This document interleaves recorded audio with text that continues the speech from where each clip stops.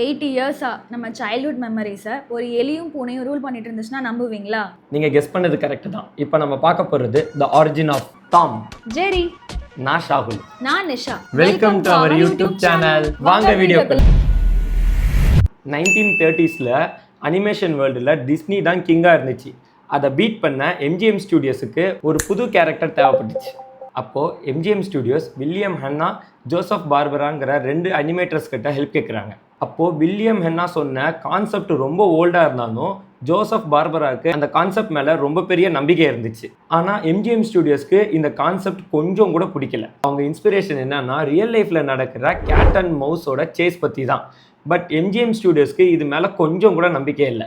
Concept wise அது ரொம்ப ஓல்டாக இருந்தாலும் ப்ரெசன்டேஷன் தான் முக்கியம்னு சொல்லிட்டு அவர் ப்ரூஃப் பண்ணுறதுக்காக அவர் ஃபஸ்ட்டு எபிசோட் எடுத்தார். அந்த ஃபஸ்ட் எபிசோட்லேயே அது ரொம்ப பெரிய ஹிஸ்ட்ரியை க்ரியேட் பண்ணிச்சுன்னு சொல்லிட்டு யாருமே நம்பலை. உங்களுக்கு ஒரு சீக்ரெட் சொல்லவா? இப்போ நீங்கள் பார்க்குற டாம் அண்ட் ஜெரியோட ஒரிஜினல் நேம் அது கிடையாது. புஷ் கெட்ஸ் த பூட்ஸ் தான் அதோட ஒரிஜினல் நேமாக இருந்துச்சு.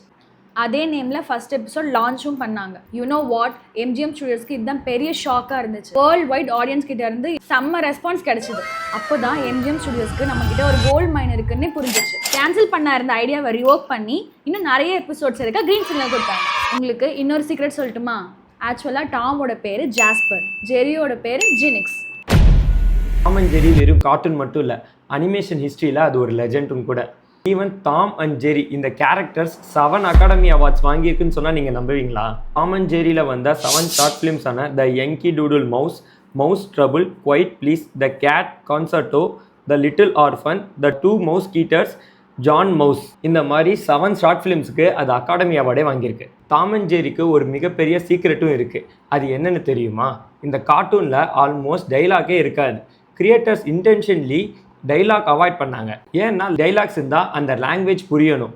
வேர்ல்டு ஃபுல்லாக அது ஹிட் ஆகணும்னா டைலாக்ஸ் எதுவுமே தேவையில்லை. அதோட ஆக்ஷன்ஸ், டைமிங், காமெடி, எக்ஸ்பிரஷன் இதை வச்சே அவங்க ஹிட் பண்ணுறதுக்கு பிளான் பண்ணாங்க. அதோட ரிசல்ட் இந்தியா, ஜப்பான், அமெரிக்கான்னு வேர்ல்டு ஃபுல்லாக அது பிக்கஸ்ட் கார்ட்டூன் ஐக்கானாக மாறிச்சு. என்னதான் இந்த கார்ட்டூன் வேர்ல்ட் வைட் ஆடியன்ஸ் கிட்ட ரெஸ்பான்ஸ் இருந்துச்சுனாலும் ஜாஸ்பர் அண்ட் ஜெனிக்ஸ்ன்ற நேம் ஆடியன்ஸ்க்கு கேட்சியா இல்லைன்றத எம்ஜிஎம் ஸ்டுடியோஸ் நினைச்சாங்க. நேமிங் கண்டெஸ்ட் கண்டக்ட் பண்ணாங்க. அதில் பெஸ்ட் நேம் யார் சஜஸ்ட் பண்ணுறாங்களோ அவங்களுக்கு $50 ப்ரைஸ் மணியும் அனௌன்ஸ் பண்ணாங்க. அப்போ அனிமேஷன் டிபார்ட்மெண்ட்டில் ஒர்க் பண்ணிட்டு இருந்த ஜான் கார்னு ஒருத்தர் அந்த ப்ரைஸ் மணியை வின்னும் பண்ணாங்க. அவங்க சஜஸ்ட் பண்ண நேம் தான் இப்போ நம்ம பார்த்துட்டு இருக்கிற டாம் அண்ட் ஜெரி. டாம், ஜெரி 2 பேரில் யார் ஹீரோவும் இல்லை வில்லனாகவும் இருக்கக்கூடாதுன்னு சொல்லி கிரியேட்டர்ஸ் ரொம்ப ஸ்ட்ராங்காக இருந்தாங்க. ஒவ்வொரு டைமும் யார் ஹீரோ யார் வில்லனுங்கிறத அந்த எபிசோடோட சுச்சுவேஷன் தான் டிசைட் பண்ணுச்சு. யூஸ்வலாக டாம் அண்ட் ஜெரியில் டாம் வந்து வில்லனாக தெரிவான், ஜெரி வந்து ஹீரோவாக தெரிவான். ஆனால் நீங்கள் நல்லா நோட் பண்ணீங்கன்னா டாம் அவனோட வேலை அவன் கரெக்டாக பண்ணிட்டு தான் இருப்பான். ஆனால் ஜெரி தான் அவனை போய் டிஸ்டர்ப் பண்ணிட்டு இருப்பான். அதனாலேயே நமக்கு ஜெரியை விட டாம் மேலே தான் சிம்பத்தி கிரியேட் ஆகும். டாம் ஜெரியை கேட்ச் பண்ணவே மாட்டான். ஏன்னா இது கிரியேட்டர்ஸோட பிளான். டாம் ஜெரியை பிடிச்சிட்டா இந்த ஸ்டோரி முடிஞ்சிடும். சேசிங் தான் இந்த கார்ட்டூனோட சோலே. அதனால தான் ஜெரி ஒரு எபிசோட்லேயும் எஸ்கேப் ஆகிடுவான். டாம் மறுபடியும் சேஸ் பண்ண ஸ்டார்ட் பண்ணிடுவான். டாம் அண்ட் ஜெரி வெறும் கார்ட்டூன் மட்டும் இல்லை, அதுக்குள்ளார ஒரு பவர்ஃபுல் லைஃப் லெசனும் இருக்குது. டாமும் ஜெரியும் எவ்வளோ தான் ஒருத்தருக்கு ஒருத்தர் சண்டை போட்டாலும் டாம் இல்லாமல் ஜெரியும், ஜெரி இல்லாமல் டாமும் என்றைக்குமே இருந்ததில்லை. அவங்களுக்குள்ளே எவ்வளோ பெரிய ரிவல்ரி இருந்தாலும் எப்போ டாமுக்கு ப்ராப்ளம் வந்தாலும் அதை சேவ் பண்ணுறதுக்கு ஜெரி வருவான். எப்போ ஜெரிக்கு ப்ராப்ளம் வந்தாலும் அதை சேவ் பண்ணுறதுக்கு டாம் வருவான். அதே மாதிரி தான் ஹெல்த்தி ரிலேஷன்ஷிப்பும். என்ன தான் உங்கள் பார்ட்னர் கூட மிஸ் அண்டர்ஸ்டாண்டிங் சண்டைன்னு இருந்தாலும் ஒருத்தருக்கு ஒருத்தர் விட்டு கொடுத்து அண்டர்ஸ்டாண்டிங்கோட போடுறது தான் ஹெல்த்தி ரிலேஷன்ஷிப். இந்த வீடியோவில் நாங்கள் மிஸ் பண்ண அன்னோன் ஃபேக்ட்ஸ் உங்களுக்கு தெரியும்னா கமெண்ட் பண்ணிக்கோங்க. இந்த மாதிரி இன்னும் நிறைய அன்னோன் ஸ்டோரிஸ் வேணும்னா எங்கள் பேஜை சப்ஸ்கிரைப் பண்ணிவிட்டு பெல் ஐக்கானை கிளிக் பண்ணிக்கோங்க. பாய்.